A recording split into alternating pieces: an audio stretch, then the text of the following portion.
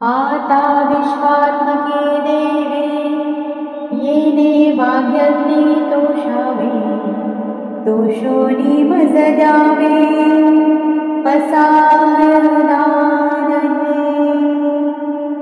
जे खळाची व्यंकटी सांडो तया सत्कर्मी रती वाढो भूता परस्परे जडो मैत्र जीवांचे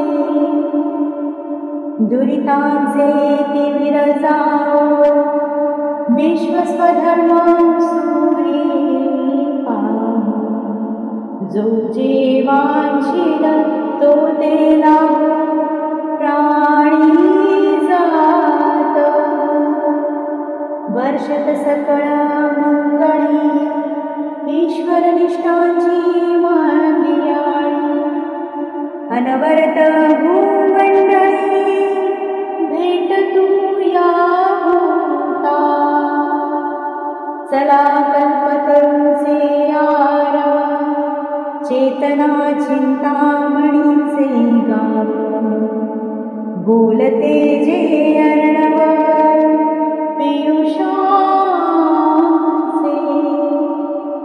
चंद्रमे जे अलांछन मार्तंड जे तापहीन ते सर्वाधी सदा सज्जन सूर्यरे होतो किंबहुना सर्वसुखी पूर्ण होनी पिहिलोकी भजिजो वाली मुरुखी अखंडित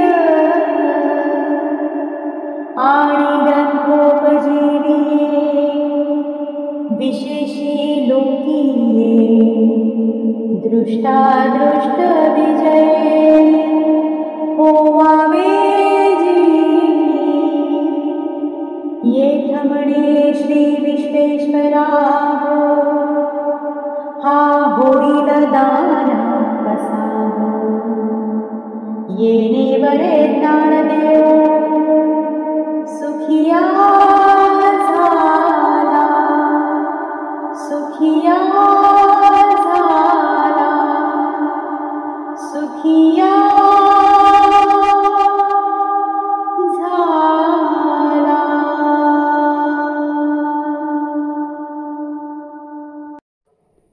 पसायदानाचा आपण आता मराठीत अर्थ जाणून घेणार आहोत. आता विश्वात्मक देवाने या माझ्या वाग्यज्ञाने संतुष्ट व्हावे आणि मला हे पसायदान प्रसाद म्हणून द्यावे.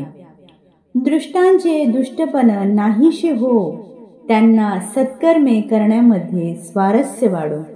सर्व प्राणीमात्रांमध्ये मित्रत्वाची भावना निर्माण हो. पापी माणसाचा अज्ञानरूपी अंधार नाहीस हो. विश्वात स्वधर्मरूपी सूर्याचा उदय हो. प्राणमात्रांच्या मंगल इच्छा पूर्ण हो. सर्व प्रकारच्या मंगलांचा वर्षाव करणारे ईश्वरनिष्ठ संत पृथ्वीवर अवतरत जावोत आणि प्राणीमात्रांना भेटत जावोत. जे संत कल्पतरूंची चालती बोलती उद्याने आहेत. चेतनारूपी चिंतामणी रत्नांची जणू गावेच आहेत.